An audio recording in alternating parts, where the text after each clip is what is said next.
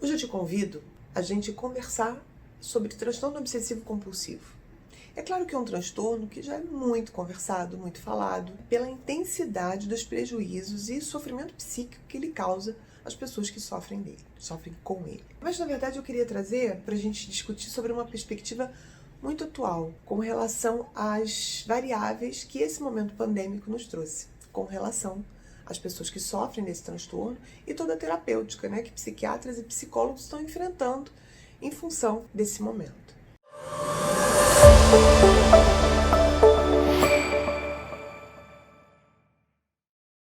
Para a gente ter uma visão geral, o que a gente está falando do transtorno obsessivo compulsivo? A gente está falando de obsessões e compulsões. Então a gente está falando de, nas obsessões, a gente está falando de pensamentos obsessivos que invadem a nossa mente de forma persistente, de forma intrusiva e de forma recorrente. Ela fica ali na nossa mente, o tempo inteiro, colocando ali esses pensamentos que são da ordem do negativo, da ordem do desagradável, que nos produzem uma angústia enorme.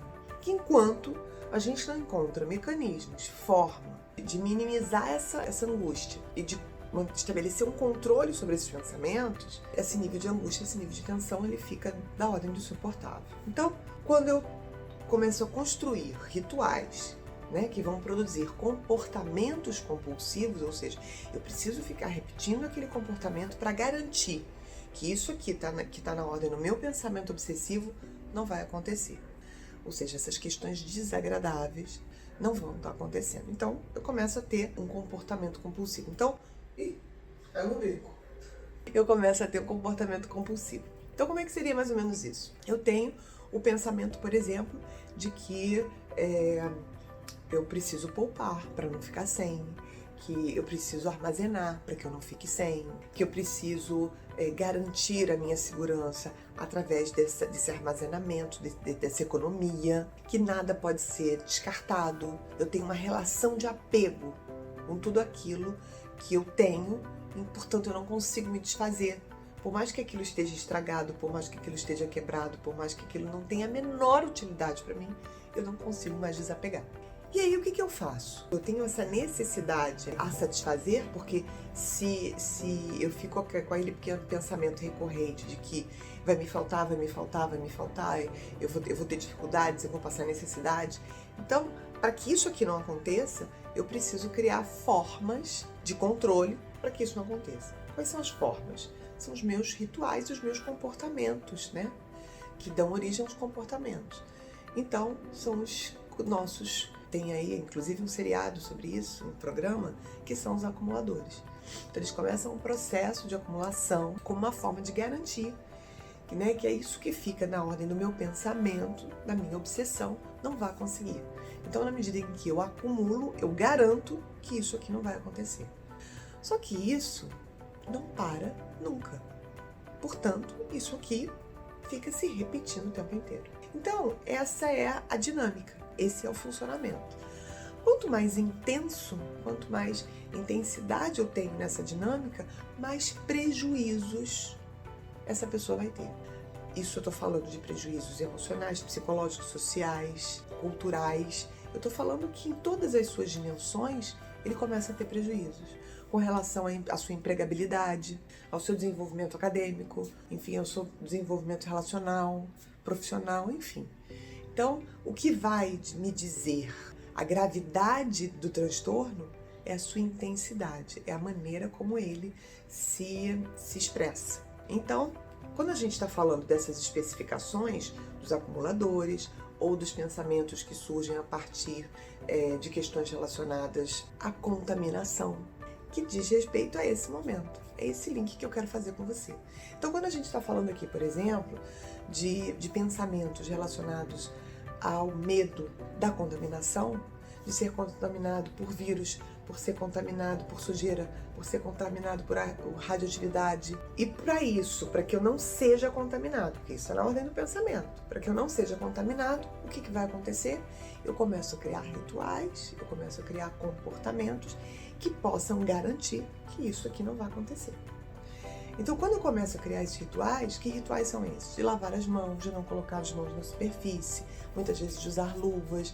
Ou seja, eu vou criar uma série de rituais que me garantam, que me tragam essa garantia de que eu não vou, que isso aqui que está na ordem no meu pensamento não vai acontecer. De novo, quanto mais intenso, quanto mais esses pensamentos são mais intensos, mais grave será o meu comportamento. Imaginem uma pessoa que está passando, né, que tem um transtorno e que estava em tratamento no momento em que se inicia a pandemia, justamente com essa especificação de contaminação. Ou seja, ela lavava as mãos toda hora, ela passava álcool gel toda hora.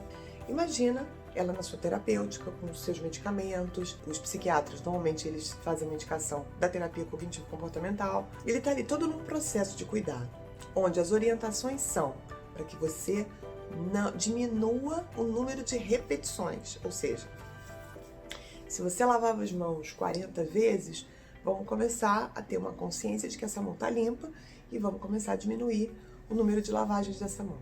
E aí entra o momento pandêmico, onde justamente a informação é contrária e vai muito ao encontro daquilo que as suas necessidades obsessivas precisam, mas vai completamente de encontro a toda a terapêutica. Então, olha o conflito vivenciado por essa pessoa que sofre o transtorno, pelos profissionais que fazem a orientação, porque de uma certa maneira eles precisam rever essa terapêutica, porque de fato ele precisa lavar muito as mãos, de fato ele precisa tomar cuidado onde ele vai botar as mãos nas superfícies, de fato ele precisa ter todo aquele cuidado. Só que o que acontece? Vai haver o quê? Um reforçamento desse padrão repetitivo, desse padrão compulsivo que ele tem. Então vejam, por que eu quis trazer esse outro lado para a gente pensar? Porque o quanto, quando a gente fala que todas as doenças, né, e aí eu estou falando mesmo das doenças físicas, das doenças mentais, quando eu estou falando de todos os transtornos, quando eu estou falando desse desequilíbrio que nos acomete, a gente sempre coloca de uma forma muito assertiva essa questão. As coisas são multifatoriais, a gente precisa olhar esse sujeito de uma forma integral, a gente precisa olhar, contextualizar. É disso que a gente está falando.